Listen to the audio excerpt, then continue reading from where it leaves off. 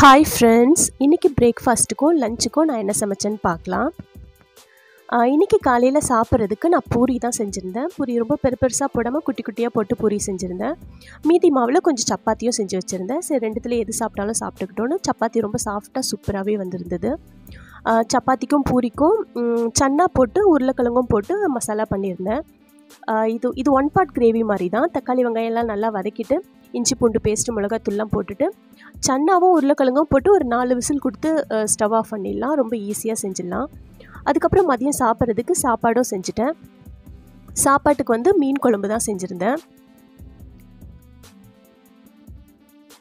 மீன் குழம்புக்கு கூடவே சாப்பாட்டுக்கு தொட்டுக்க வந்து கீரை பொரிச்சிருந்தேன். இது பொரியல் மாதிரி பண்ணாமல் கொஞ்சம் தொக்கு மாதிரி பண்ணியிருந்தேன். தக்காளி வெங்காயம்லாம் வதக்கி விட்டுட்டு பண்ணியிருந்தேன்.